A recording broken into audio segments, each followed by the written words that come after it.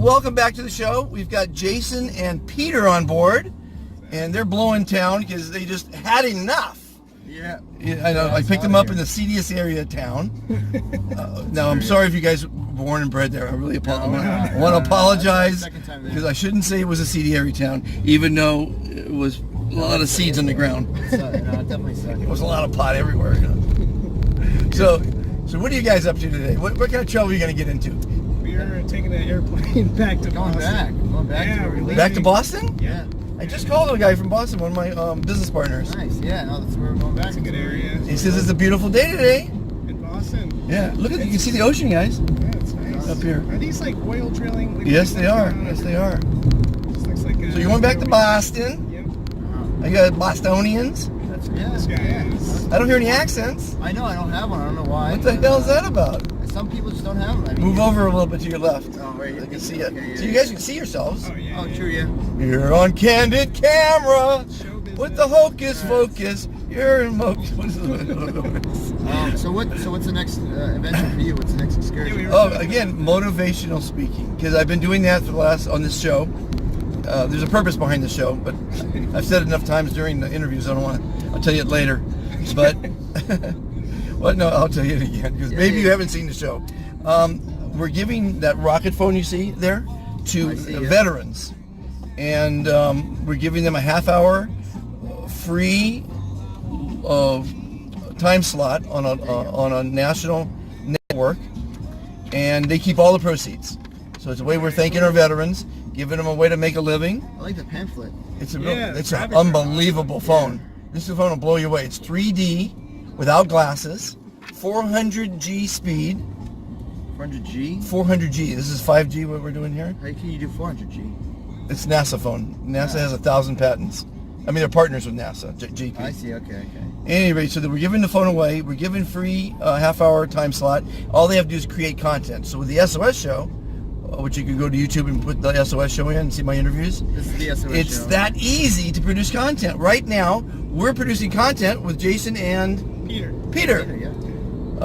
And hopefully we're going to talk about something interesting because why else would you be watching? So, you guys, tell me about you guys. You're a team? So we work at a public access TV station in Boston. Actually, Somerville, Massachusetts. So right outside of Boston. Yeah, he's a wedding photographer. I'm a videographer. So, yeah, just it's a lot of fun. It's crazy. Public access TV is still alive and well in Massachusetts for some reason, and we're part of it. So. Well, it's funny you should say that. Is when people bought their Roku, their Amazon, or their Fire Stick, they typically drop cable and then they drop their local access. And that's very, very bad. So the company I'm working with, where we're giving the free access to the veterans, is bringing public access back. Hell yeah. Okay? Yeah. And it's called STV for streaming TV. And I'm going to have a half hour for my cooking show. And I'm going to have a half hour in every city in America for a veteran, one veteran per city, to create cooking shows or whatever he wants to do. And he keeps all the money from any kind of sponsorships he's going to get. So he's got a free phone from Rocket, and all they ask for is a 30-second commercial. I'm teaching them how to do it and giving them the access. So I want a commercial for SOS, my nonprofit for veterans, and everybody's happy. So we're going to have 2,000 of those around. And that's the plan. Yeah, you're doing it right. I'm trying. So I'm driving Lyft to prove a point. Yeah. It's a good way to I'm going to make $8 with you guys and produce content. Yeah. Yeah, there you go. I'm a paid producer. Oh my God. Yeah. How Me too, doesn't need to I just spent the last half hour with a young black child and his mother, and he's 16, got great dreams. I gave him a one-on-one inspirational talk on how to look at life, how to grab life by the balls, is that proper? It's your show, man. It's my show. Right. Grab life by the throat, that's what it is. And shake it, and live it, man. Would you tell what was the oh my God, you gotta, well, I've got lots of great things. Well, that was in the other show. Yeah. I mean, were you recording for that one? No, I didn't record that Okay, one. well, then That was give some highlights here. Well, I mean, it's in throughout the series, but basically, life is a series of left and right turns. Left, right, left turn, go to college. Right turn, don't go to college, as an example. And you have to look at every decision you make as the right decision. Never look back with any regrets, and say, I made the right decision doing this. Live with it, and you'll get confidence in yourself, and it'll breed success in your life. So always never look in the rearview mirror. Always look forward. Yeah. You know, and really, life is. Most people, I didn't tell him this, but most people, the majority of people don't get what life's about till they're 50 years old, and that's a lot of water under the bridge. That's a lot of wasted life. You know, so I've been around the world. I hitchhike around the world. As I said before, I've been in many trades, and I know what's going on. And I like to see people prove me wrong, but life is. My parents didn't make it past 35, so I've outlived them, and anyone who's outlived them is in the winning part of the game. Life is a game. You don't have to cheat and steal to win it. You just have to be a good person, do the right thing, and it's a ball. It's so much fun. And you have to have fun. So nice to hear. As I tell people, as I inspire people, I tell them, you know, how to look at life. Let's go right here. It's kind of hard to do two things at once. So if you guys see I'm making any mistakes, I'm gonna pull over the cop.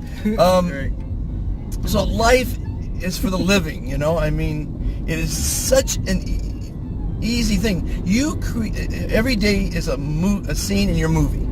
Every single day. Like this is a scene in all three of ours movies. We're all going different directions. Actually, we're going to the airport right now, but maybe we end up in different directions. But the thing is, you can make this scene a really fun, exciting, vibrant scene, or you can make it dull, like most people do on an airplane, and don't even talk to their neighbors. People go down in life with blinders. They don't want to talk to anybody new, no strangers. Don't talk. He's sitting next to me for 8 hours. Don't talk to him. Don't look at him. Don't look at him. This is ridiculous. You know how many degrees of separation there are between us? I guarantee you, if we had enough time, we could sit here and we know a mutual friend. I have a friend in Boston. He knows a friend in Boston. I mean, if you guys know anybody in the tennis world, we're connected. My sons were professional tennis players. You know, I mean, it's such a small world. I can go anywhere in the world, and I've proven it time and again. You sit down with someone and you work it out. There's a common denominator. Okay? So it's a small world. Keep your nose clean. Don't be greedy. Greedy is a terrible thing. Let me put that down here. I forgot about that. Greedy. Greed. We all have a greed button in us, right? You just got to keep it in check, you know? Now, another thing I didn't tell him, and I'm going to tell you. There's 2 books you have to read. Have to read. Well, you don't have to read the second one. You have to read the first one. The first one is The 4 Agreements. JP gave it to me recently, and when a billionaire gives you a book, you better read it. Yeah. And it was very nice of him to give it to me. I think, and he's given it to all his employees, which is great. And if you have employees, give it to all your employees. Give it as gifts. If the world reads this book and abides by it, it'll be a better place. 4 Agreements. Sorry for you people that have watched all the other shows, but a lot of people haven't watched the shows. You're watching it. These guys are celebrities. Watch. So the book is The 4 Agreements. Agreement number 1, be impeccable with your word. Agreement number 2, never take what people say personally. It's hard for girls, but it's really important. Who gives a shit what they say? It's usually, but they have a problem, right? They have issues. So it's not about you, what people say. Third one is never make assumptions. God, I caught myself making assumptions. I lost a big deal last night. A couple really big deals. I'm thinking, oh, it's about me. He probably doesn't like me. So I'm making assumptions. And I'm getting myself all kinds of trouble. He said, Monty, the 3rd agreement, don't make assumptions. And, you know, you guys are assuming something about me. You don't know me. Oh, he's a Lyft driver. He's down out on his luck or whatever. We all make assumptions. Bad things to do. Yeah. The 4th one, always do your best. Those 4 agreements, you live by them, life will be good for you. Second book is a book I wrote about my life. It's called Lester's Legacy. So my name is Lester Monta Cook III, and I've lived a pretty bizarre life. And it's got some of my advice in it, but it's more of my story, what happened, how I went from riches to rags. Basically, it's not a rags to riches story, but it's a riches to rags story. Rags, yeah. So anyway, so those are the kind of things I cover, and so let me tell you about the Epiphany now. Again, I never have dreams. So I dreamt the other night that I met this pastor, and he convinced me to go to church. Never been to church in my life. So I decided to go to church and see him do his thing. And I guess it's a religious thing that happens in these churches, I guess. I don't know. I've never been to one. Anyway, so I show up and everyone says, where's the pastor? And he didn't show up. so this isn't right. He's got a whole flock of people looking to him to give them guidance. And so we all said, well, let's go out and try to find him. I guess I happened to find him in the dream. And I said, what happened? He goes, there's too much pressure. I can't handle the pressure. It's just too much. They're all looking toward me. And I don't think I could lead them anymore. And so I said, I tell you what, I'll make you a deal. Because, I'm a serial entrepreneur. I said, I'll share the stadium with you, the podium. You'll talk about your religious crap, and I'll talk about life lessons and how to look at life and how to be happy and how to, be a good person. And just those kind of things that I'm good at. And maybe together we'll, because I'm not sure if I could do it by myself anyway, and I'll do some motivational speaking. That was my dream. So I'm thinking, I might have had an epiphany. I don't even know how to spell the word. Yeah. And again, I think I know what it means. Yeah. It's a moment that things change for you. Uh-huh. And again, I've been in more careers than most people have even dreamed about having, and they're all, just a challenge, which I love challenges. I love solving problems, and I certainly don't love doing the same thing every day. Mm-hmm. So right now I've got about 18 different irons in the fire for deals. Lost a few last night, unfortunately. But life goes on. Do I look in the rearview mirror? No. Should you do as I do, not as I say? No. Do as I say, not as I do. Yeah. But I caught myself doing the assumption thing. I'm going, Molly, you're making assumptions. It's good to be just, and I find out today, he just got some major deals happening, and he can't do my deals, which are only worth $10 to $100 million. He's doing some major deals in major countries and major cities. So with this Rock Mobile deal, it's amazing. Anyway, so enough about me. Getting back to you guys, public access. I did a public access show 40 years ago it was called Behind the Scenes. Was that in the LA area? Yeah, in the LA area. I did it at public access, couple shows, and I would take someone in the film business and ask them about the business. And one of them was my uncle, who was an Academy Award winner, and he was kind enough to subject himself to the interviews. What was his name? Ken Hartford. He won the Academy Award for a cartoon named Ursats. So anyway, I guess I've been interviewing people for quite a time. I had a show called Make a Hollywood Movie. I was streaming video before anyone was streaming video. I had a computer, I showed up at a red carpet, a party, a movie set, a TV set, and I asked actors and actresses 2 questions. One, I didn't ask them, my host did. I had a male and a female host, different hosts. I asked them what their dream was in life, because just because they're a movie star doesn't mean they had a dream of becoming a movie star. Uh-huh. They might have been want to be a soccer player or whatever. And then I asked them, what advice do you have for someone that wants to get into your field? Celebrity advice. Can't go wrong with that. It's not time-stamped. See, in your public access days, if I give you guys some advice, you don't want to do things that are time-stamped. You don't want to talk about the Kentucky Derby 2018. Yeah. You want to talk about training a horse to go into a Kentucky Derby. Something that's not time-stamped. Yeah. Because then you agree? Evergreen content. It's called evergreen. See, there you go. I learned something. I call it time-stamped. And I'll never remember evergreen because they suffer from CRS, unfortunately. You guys know what that is, of course. I have no idea. What is it? Terrible, debilitating disease. You don't know what's CRS? Can't remember shit. Terrible. You know how I had to memorize that for a long time. What does CRS stand for? Yeah, what is CRS? Drilled in my head. CRS. You must also know that I suffer from SAD. SADD. You got to know what that is. No. Oh, come on, guys. You don't know your diseases? Super ADD. You can tell I suffer from super ADD. Yeah. Can't you? Come on. Anyway, so these shows are fun, hopefully. Informative. We learned a little bit about Boston. Access Television's booming in Boston. What's your biggest public access show that was, they got you the Nobel Peace Prize? We're still trying. We're still trying to win it. Yeah, we haven't achieved peace quite yet. Yeah, we're getting there. But no, I think our goal is to we don't have to be as big as possible. It's just more in helping the community, and if that's what we do, then that's the goal. Well, help the community and tell people about supporting our servicemen, which is a national organization designed to thank and help our veterans. And when you see this logo around town, around the country, SOS. It means they're giving discounts to veterans. And we don't make anything from it. It's just a way of a company to increase their business, earn customer loyalty, spread patriotism, and thank our veterans with a small discount.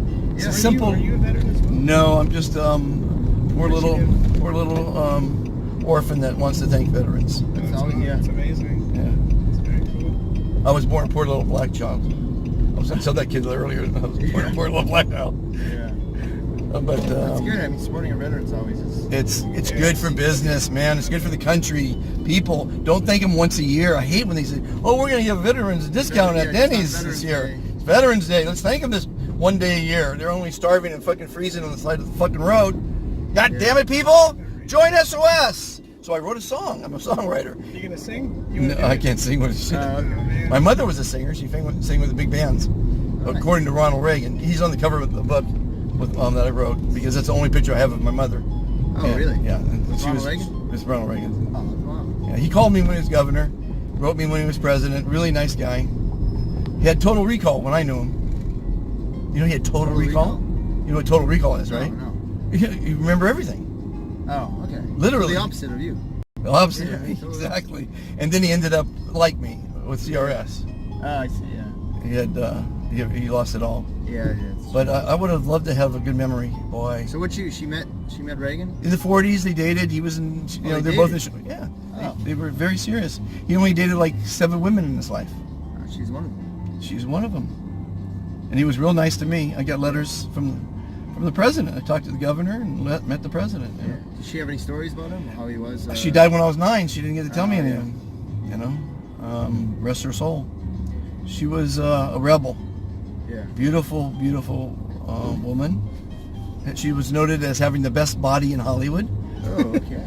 which I guess isn't a bad thing. No, it's I wish I could win that. I wish I had a best body in Marina Del Rey. Anywhere, yeah. That's where I live. Awesome. So, again, we're coming to the end of our conversation. We got 15 minutes. You're half a show. Thanks, guys. Any advice you. for the crowd on public access? Just support the veterans. Keep on watching. Keep And, making stuff. Talk about your community. Yeah. Get it out there. Yeah. Always Because think everything is getting localized now. I think it's Yeah. there's a trend towards that. Yeah. very And true. Amazon's going local. Check this out, guys. That's the biggest plane in the world. Oh, really? Asiana Airbus. Look at that. 500 people are sitting in that thing right now. 2 floors. I'm going to spin it around. Look at this, guys. This is it. The largest airplane in the world. It really is. Yeah. For commercial, right? It's for commercial. That's a passenger airline. Yeah.